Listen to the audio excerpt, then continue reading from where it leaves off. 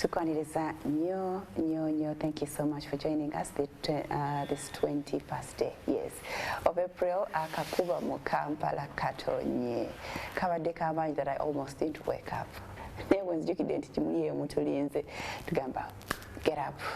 Okay, go and do what you've signed yourself to do. So tuyingiddewo leero lwakuna tunatera okukomekereza wiiki ya MwasuzeMutya era twesimye okuba nti nawe ozukuse to be watching us. Abaana bazukuse bawumudde, so wake them up, bazuke bajje batuule balabe ku TV babeeko kye bayiga 1-2. Era ebintu obiyiga ng'oli mu taata bikuyambako as you grow up okuba nti tobonaabona challenges ezimu you can easily overcome. Nze Farida nyongera okukwaniriza wasiza otya?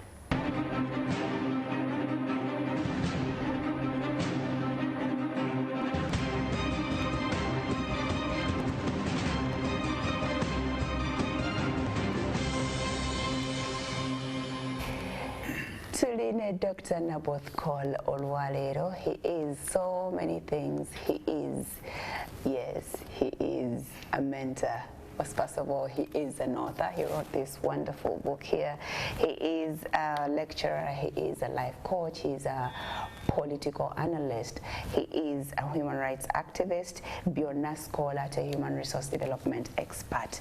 Byonna abiri in one person. So pebanya batafuna tapping into that too much knowledge na fetuwe coach tuiga. He wrote this book and he called it Choices, Decisions and Destiny. Too much is in here. You can get yourself a copy. Lero tugenda kutunuliranga biganye byonna obulamu bukalubye bibuuzo kye byoyina okwebuuza to find ways of how to get out of the situation more today. This is his second time on the show. Ndoza abadde amaze emyaka ng'ena. Yeah, right there. Esatu awo. Good morning, doctor. Good morning, Farida. Neyanziza nnyo okunkyaza ate n'omulundi omulala MwasuzeMutya mwenna. Okay. Abagiraba bangi nnyo kawedha kazibu kakuba kankubyeku naye ate kano oluusi kankolera kubanga saagala musana mungi bugumu. Okay. Nsanyuse nnyo okubeera wano ate n'okugabanako ku engeri gy'abantu balina okubeeramu. Bwe nali omanyi bw'oba ogenda kukubanga ekitabo bwe kityo tulina ekintu kye bayita inspiration kiki ekikuleetera kuwandiika ebintu bwe biti. Maze ebbanga lya myaka nga 15 nga mentoring students mu masomero bangi bamanyi ne ku universities, naye question eruddewo ng'ejja mu counseling room yeeno nti nkole ntya ebintu nga biganye. Kati ogenda okusanga nga abantu baffe wano si wano mu Uganda wokka nti bingi bye batuyigiriza bye bino steps ezoyitamu okuwangula, naye batono nnyo aboogera ku okola otya nga biganye. Sinalabako kitabo bwe kityo wadde bakugambye gezaako wangula si byagezaako akwate kuba eri ombwa awangula. Bajja kugamba emitendera 7 egy'okukola obufumbo obulungi, emitendera 5 egy'okukola business, 7 steps of successful business, 10 ways of successful marriage. Naye batini nnyo aboogera ku okoza otya nga kiganye. So it was my motivation. Abaana nga question ejja. Then bingi nnyo of course bye nawandikako n'ekirala nti ozula otya kye watondebwa okukola. Purpose. Eyo question etawanya nnyo abantu nnyo. So bingi nnyo mu katabo kano, naye mbadde nsaba leero essira tuliteeke ku ekyo okoza otya nga biganye. Okay. Ojja otegera otya nti biganye? Otegera ddi nti biganye? Because you're not supposed to give up. Bigaana abamu ne ba giving up. Omu ku bamenta bange sikimanyi mu Luganda yaŋŋamba nti ebintu bw'obita mu time eyo gy'olaba nti biganye amaanyi go gaba matono. Ne mu Bayibuli weekiri amaanyi gaba matono. Bagamba nti if you faint during your time of struggling, your strength is small. Okay.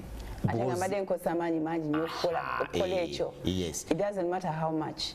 Trust me, kati bubuno obuzibu bwe buli nti amaanyi g'okitadde mu kyekyo obuzibu bwe buli awo nabo. oyinza okusanga ng'amaanyi ogataddemu nga mangi nnyo naye ekibuuzo kiri nti kyekyo kyotaddemu amaanyi oba opanga bupansi oyinza okuba nga wandibadde ogateeka mu kirala kati nosanga nga obudde bwo bwona munnange Farida okay it's good wazuula nnyo ekitone nti oli media personality mass communication nawe ojja kusanga nti nze mbadde n'emikwano gyange abamu nga yagenda ku university n'asoma degree mu veterinary medicine emyaka 5 naye nga kataata ali ku TV kitone kati ekitone kye teyakizuula luli kyandibadde asoma ekitone bakisomerera oba kyo ne bwoba tosomye ekyekola ne bwoba tosomye naye kikuyambako kukigattako obukugu kiba kyamakulu nnyo nti bw'okizuula ate n'okigattako obukugu oba wanjawulo nnyo be bano abantu b'osanga ne bagamba nti mutunoonyeze omuntu ono ne bw'oleeta CV y'omuntu omulala bajja kugamba twagala oli kubanga baba bakizuula nti si kukisoma kwokka kataye alina n'obukugu yes kati kiringa kati nga Farida wano omuntu kugamba nti nina program eri bweti ne bweti tukoze tutya kikwanguyira nnyo kubanga tewakisomerera busomerezi kyakuli mu bwongo wali okyagala so kakati obuzibu babu nti yes ekintu ngezezaako kukikola kiganye naye ekibuuzo kiri nti ekyo kyogezezaako okukola kyekyo kyewandibadde ng'okola abo buzibu nabwo buli mbadde nga kyenandibadde nkola kyekira kyenvaayo nenkola tebuba butuufu oluusi osanga abantu nga bakuyita okuubwa mu Luganda kigambo kya Luganda okuubwa nti nalabye Farida ali ku TV nalabika bulungi ayogera bulungi ate nange nina akadoboozi nga ka Farida kangende ku TV oba owedde nyinza okuba nga nze inspiration ye nga kyalimu nze muwadde buwe maanyi nange it is good bagamba nti okukopa si kibi bw'oba nga tokopye awantu awabi wana batakopye wabi exactly naye okukopa kibi bw'okopa awantu awalungi naye ng'oteeka wabi ntera nnyo okukibuulira abaana abato olaba omwana ng'aguze kajjini ke nga kalungi kamutuuka bulungi naye kubanga yalaba 50 cents ng'agisi yonna netuuka wansi awo naye ajja gisika atambule nga 50 cents oba obeera mu shadow ekyoli naye ng'amazima gwe ate gwe oli kirala kati ojja kubeera mu ebyo okumala ebbanga wogenda kukizuulira oli myaka 6 beba n'abantu bosanga ng'akuze yemulugunya buli kimu kimutaawanya yeekwasa buli kimu nti yalwawo okumanya ebintu bwe bityo katudde wali okola otya ebintu nga biganye bibino ensonga ziringa 3 banya ekisooka kusooka kumanya ekintu ekyo kyokola kituufu kyekyo kyolina okuba ng'okola ani asalawo obutuufu bwakyo nze bubuno obutuufu bwakyo bwe buno Mukama ayina engeri gye yatutonda nti buli kintu kyonna bw'oba okikola oba okitaddeko essira waliwo ekivaayo mangu ndowooza nawe ogenze ng'obiraba bye watulayinzeko emabegaawo n'ogezaako ku kintu ne kirema kite oluvannyuma lwa bbanga kiweŋŋamba nti kiremye step esooka kigezeeko kiganye kitwayinga ogwokubiri kiganye kiweera si chance ogwokusatu bwe kigaana kite never fail to try and fail naye kati waliwo ebintu bino okimanya ota nti kino kijja kuyitamu kasita okola ekintu n'owulira nga okyenyumirizaamu nti ne bwe mba nga nkikola ne batansasula nja kuddamu nkikole tovaawo awo bwennyini oba oli ku kituufu abaganda nga bweboogera ng'oli ku kintu kyokola katugeze otunda engoye oli musomesa atugeze ekyokutunda engoye okigobe kubanga ekyo otuuka ekiseera ngaoyiro oyagala obugoye bwo notandika n'obugabira abantu bwere otandika okukolera muloozi kubanga oyiro okyagala osanyuka nnyo ng'omuntu akubye ka design ko oli musomesa ogenze mu kilaasi n'osomesa ne batakusasula naye n'ogenda mu kilaasi n'osomesa abaana ne olaba nga bayiga n'olabaana nga bayiga n'osanyuka ne bakwagala tovaawo ne bwofa obwavu ne bwe batakusasudde etayimu ejja kutuuka ofune omwaganya gwawalala bajja kusasula ziri ze wafiirwa wali n'ez'okolerawo. Point namba y'okubiri nti ebintu bino bye tugezaako okukola kivudde ku ki okijjewa okijjewa olabye waliwo bino byentera nnyo okwogera mu bana abatandika bizinesi nti ndabye Farida ayina engoye atunda engoye boutique ntinda nentuura ku dduuka lye nemalawo eddakiika nga 3 Farida nayingiza $4,000,000 mu ngoye mugamba Farida ng'akoze ssente bannange boutique ziri mu ssente nenziruka ebuziga nenteekayo boutique omwezi ogusooka 0 ogwokubiri 0 ogwokusatu 5 rent eweddeyo tunatundayo ne 10 kati kikino obuzibu bwe buba nti gw'okutandika bizinesi tolabira ku ssente oli zaakoze labira ku need ekyetaago ekiriwo mu kitundu ekyo nti singa teyagenda buziga najja wano entinda we yansanga yandikoze kyogamba oba oli awo mu kifo ekyo kyewagenda mutebeetaaga ngoye beetaaga electronics kati ate gwe wateekako engoye oba owedde oba owedde so ebintu nga bino byakwegendereza nnyo mu bulamu bw'ensi eno kubanga tuliwo kati so kwekyo be inspired to start a business. It's good, but be sure which business and where the demand for that business is. Business nungi njitandise egikolako yes naye njitaddewa ekyo nakyo kikulu nnyo. So ensonga zijja bwezio kubanga buno obulamu bwe tubeeramu challenges zijja kubeerawo naye ojja kusanga nti abangi challenges engeri gye bazitwalamu oba gye baziyitamu byakugatirira bw'olina okwekaanya ng'omuntu ntera nnyo okubuuza abantu bembeera nabo. Dr. Kitubuuze nga tukomyewo.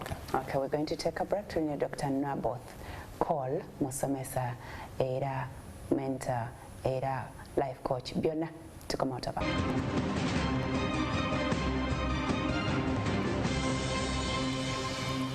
All right, thank you so much for keeping it MwasuzeMutya. Ayagala okutubulirako wawo oyimiridde bikyakukabiridde you're in a situation eri very tricky, feel like giving up oba okyali awo n'okubivaako wabivaako neera okyali staakawo wabivaako tewamanya bukyate bweneyongerayo after that. Our number is 700-6565-00 nja kugikuddiramu 700-6555-00. Tulina Dr. Naboth Call, a lecturer from Makerere University, right? Yeah. So bado kyatugamba ekibuuzo ekyo. Ekibuuzo nti ntera nnyo okubuuza abantu nti gwe mu byonna ebyo by'okoze wali otuddeko ng'omuntu omanyi abantu nze mbeewuunya nti tebakiraba nga kyamakulu nnyo kwogera ne yourself. Ate eki kintu bw'oba tokikola ojja kutomera nnyo kubanga kati kiringa okuba nga ovuga motoka naye nga togiteeka ku service togiteekamu mafuta oli motoka kasita gw'ogitandika oti n'osimbula naye amazima gali nti kiba kikulu nnyo okwogera n'omuntu w'omunda gwe ate ye mukulu nnyo nti ngenze kukola kintu kino tukiyita self reflection mu luzungu nti ngenda kukola ekintu kino naye nakikola ntya n'okiwa obudde gwe ng'omuntu n'oyogera ku ngwe n'omuntu mbeera nyogamba nti nebuuza bibuuzo kyoba njogera nange about what ekyokulabirako ekisooka nti ngenda kutandika ekintu kino nkitwala wa kubanga teri ngeri gy'osobola kutandikako ekintu kyonna kukikola nga toyina projections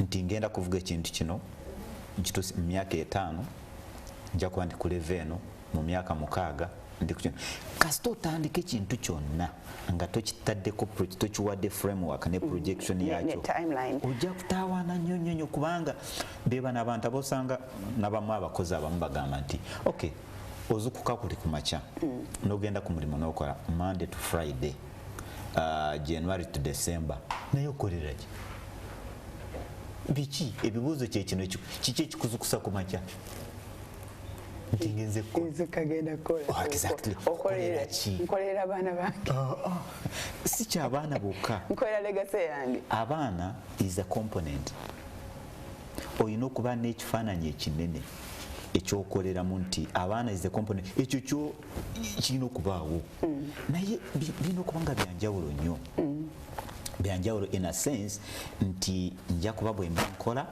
abaana of course fees it is part and parcel naye wali ekifaananyi mu myaka 5 kankuba ekyokulabirako kino bano nkiwa nnyo abato nti bw'oba ng'oli ku myaka 16 nga tomanyi namba y'abaana b'ogenda kuzaala myaka 16 yes 16 nga tomanyi namba y'abaana b'ogenda kuzaala tomanyi mukazi gw'ogenda kuwasa tomanyi nyumba gy'ogenda kuzimba tomanyi kifo kyogenda kubeeramu yes nga tomanyiwa imagination because those are the driving factors of life byebinakufuula kiki kubanga bw'oba kiyinza nokuba nti si byojja okuba nabyo but at least idea eyo ogirina mu ggwe bino mbirwanirira mu bulamu bwange muteekeko a picture bwe naawasa nja kuzaala abaana bana ate bwe naaba nga nkoze nja kubeera emuyenga ate bwenako naye ate nawe waliwo question nti osobola kubeera nabyo ate nekitatuukirira kato you go back to the drawing board na settinga mind yange kuba kino nekino nekino ntuuse wano enkuba yatandika dikunkuba wawe nawubwa life oyina ogitwala togitwala nga just erina okuba intention yes you must live intentionally kyova olaba waliwo abantu abamu ojja musanga mugagganyo ayina ne sente n'omusaba 50,000 n'atazikuwa tatakaki ajegamu